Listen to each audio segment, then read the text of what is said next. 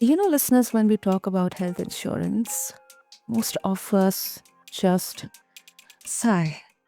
It's one of those systems we accept as too big to fix, like this maze of premiums and claims and fine print that feels stacked against both patients and employers.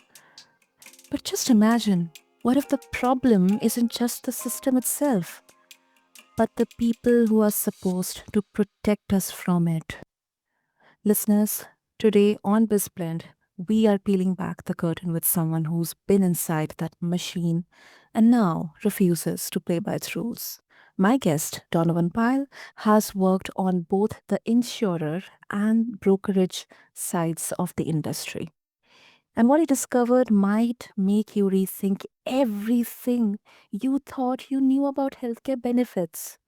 As a whistleblower, CEO, and the Validation Institute's 2025 Benefits Advisor of the Year, Donovan is on a mission to expose what he calls the brokerage blind spot, a hidden flaw that's costing American employers, listen to it, a staggering $300 billion a year. So let's talk about what's really happening behind closed doors in the health insurance world and what leaders can do to stop being part of the problem. Donovan, welcome to the show and thank you so much for being here. This is really needed. It's great to be here. Thanks for having me. Yeah, absolutely. Okay, Donovan, I'm completely alien to this and specifically brokerage blind spots. So let's try to understand first the blind spot here. You have described it as uh, it's bleeding $300 billion from employers every year. It is staggering. Now, for those like me who are unfamiliar with how benefits brokerage actually works, what exactly is this blind spot and who's benefiting from it? Yeah. So in my book, Fixing Healthcare, which is coming out in 2 days on November 12th, I have a whole chapter dedicated to understanding the history of the health insurance and employee benefits brokerage industries. And because if you don't understand the history, then you really don't understand the role and the financial incentives of these industries. And that really costs businesses a lot of money, as you mentioned. Actually, if you break it down, the average business right now is overpaying for healthcare by about $4,000 per employee per year, and that number goes up every year.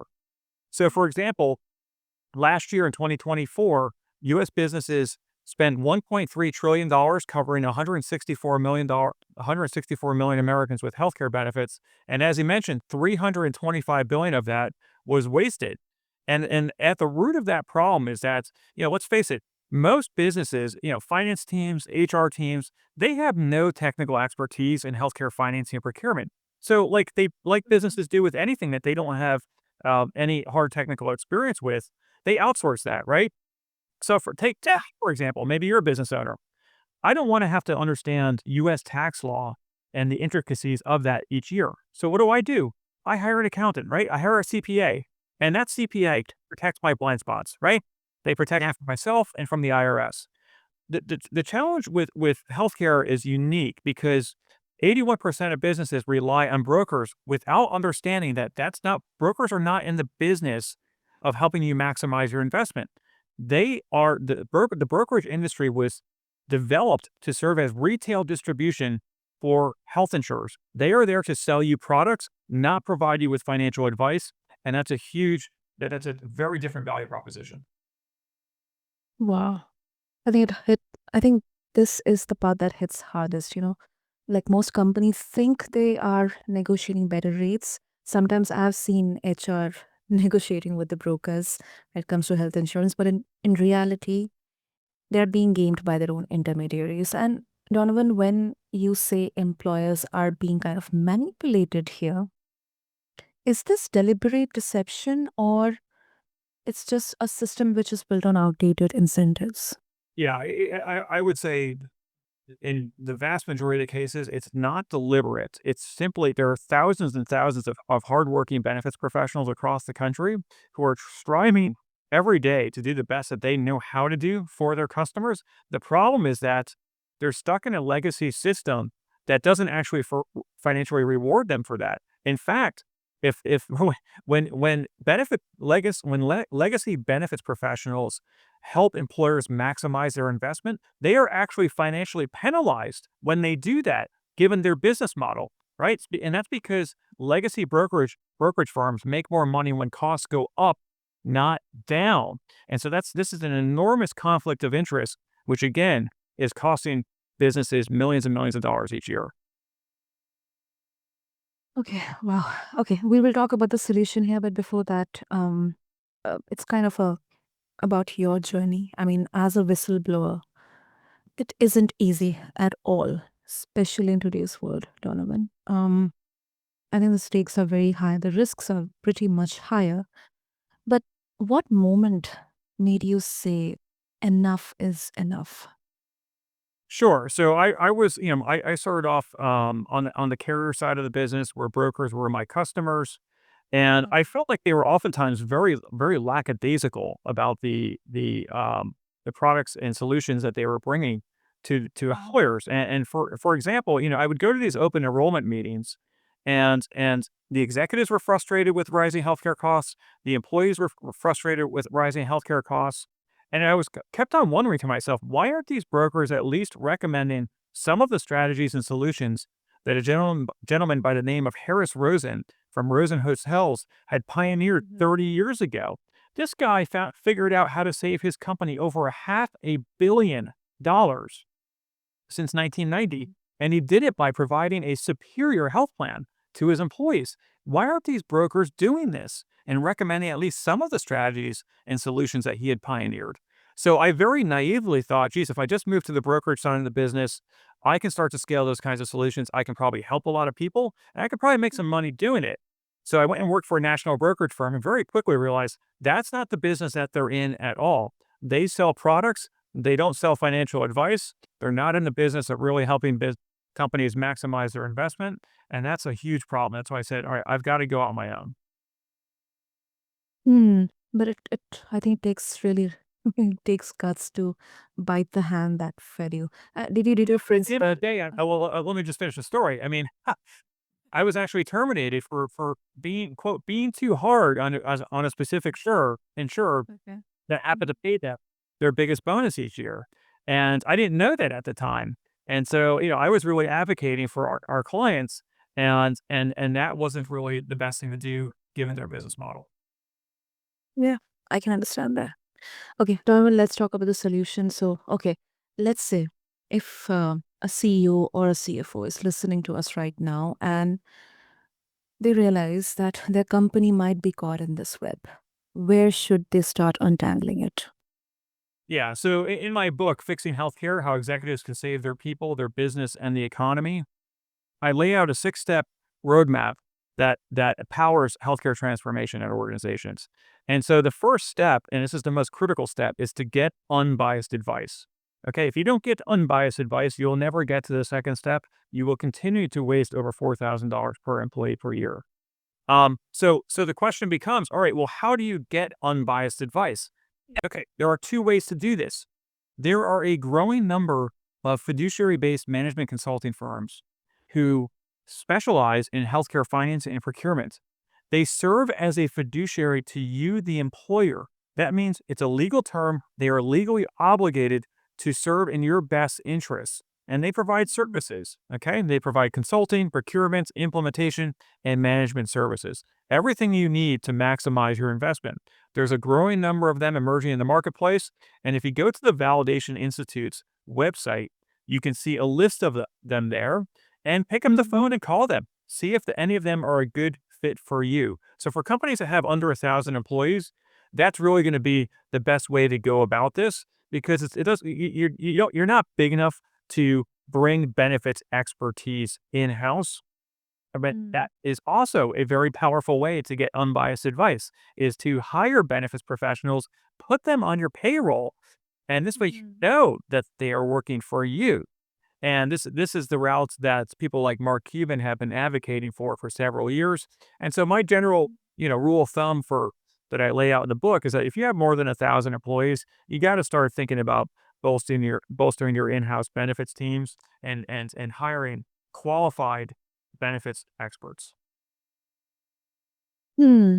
That makes sense. Makes sense. But let's say if a CFO or a CEO would think, okay, isn't that going to add cost or expenses to my this entire process of getting the insurance and connecting with the brokers, Yeah. like the cost benefits? Yeah. Well, here's the best part, Sana, is that when these fiduciary-based firms run procurement for a business, and they're getting proposals, managing the RFP process during the renewal period, what they're doing is they ask the carriers to net out all of the commissions out of the insurance products. Okay, they replace Mhm. that with their flat fee, or some kind of fee-based compensation, and oftentimes there's almost no difference in the the net total cost of risk.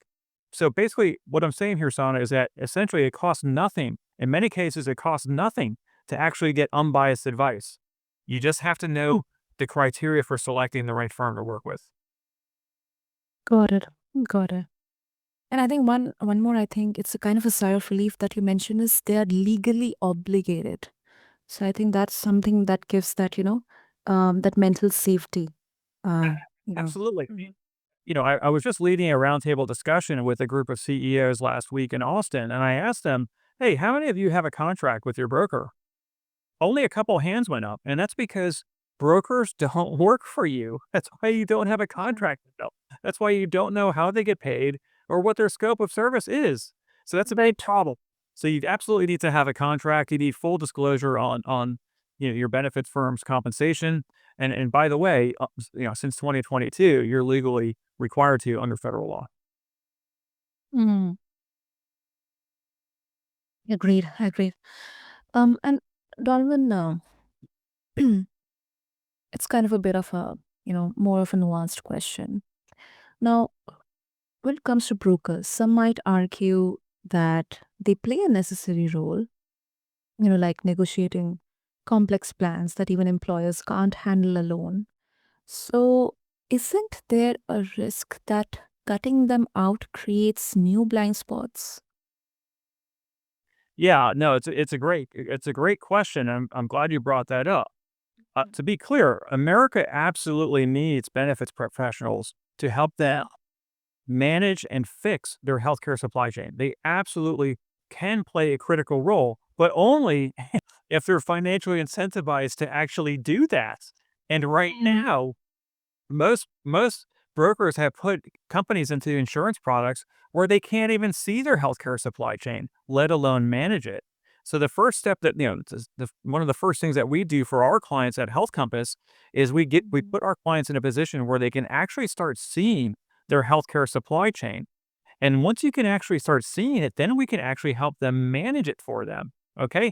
In the current state of things, Sana, right here in Central Florida where I live, healthcare prices vary by over 1,100%. Well, I mean, can you think of any other market that exists like that? I don't think so, no. It doesn't happen. And so just to give you a quick example, I went and got an MRI for myself a couple weeks ago. Because I know how to buy healthcare, I was able to buy it for $400. On the other hand, many employees in the same area here in Central Florida are buying MRIs for north of $4,000. The same exact thing. And it's all because these prices are hidden from employers and patients. It's not sustainable. It's not a market if you don't have prices. So you have to put yourself in a position where you can actually see prices, see your supply chain, and then have your benefits professional who works for you manage it. Hmm. Yeah, yeah, I think that's a very fair point. And you have called health insurance a racket. Personally, I also kind of think on the similar line. But isn't that language polarizing, Donovan? I mean, don't you risk alienating the very partners you need to drive reform? I think there are rackets in every industry, and there are Yeah. the thing, Sana, is that the marketplace of healthcare strategies and solutions is enormous. It's way bigger than what most employers realize because they're not being shown all of these solutions. And so if you understand how some of these legacy products work, they are, the financial interests of some of these companies and their business models they're diametrically opposed to the interests of employers and patients. And so, if employers want to buy those products, fair enough, but go into it eyes wide open and at least be aware of the trap you're putting yourself in. Okay, so the reality is that since the Affordable Care Act went into effect in 2014, for commercial carriers, health insurance has become a loss leader for selling drugs and clinical services. Okay, that's where the real money is on the supply side of the equation. But as an employer, you have to know that, right? I mean, the Yeah. the reason that you're paying $80,000 for Humira, the best-selling drug in the history of the world, instead of $35,000 per patient, is because no one is showing you a better way to do this. Hmm. Yeah, that makes sense. Makes sense.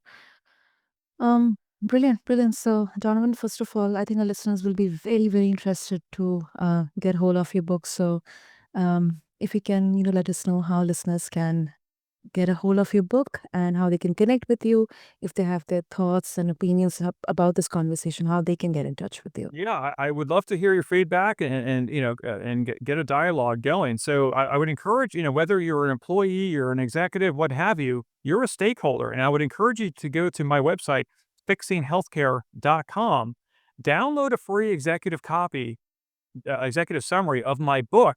And here's the thing, give it to your boss. Okay. If you're upset with rising healthcare costs at your company, download the executive summary, give it to your boss, tell them to read it, and tell them to start doing something about it.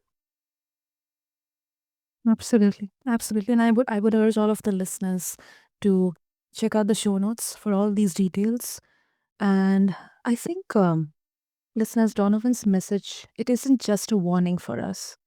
It is a wake up call because every leader wants to do right by their people. But I think doing right means asking hard questions about where the money goes, who profits from the status quo. And the truth is, health insurance doesn't have to be broken.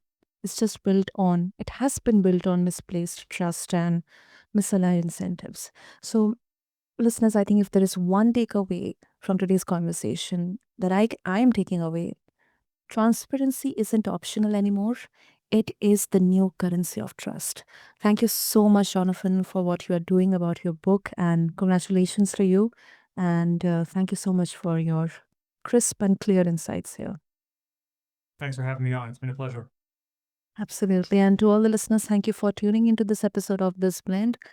Until then, this is your host, Sana, signing off. Thank you.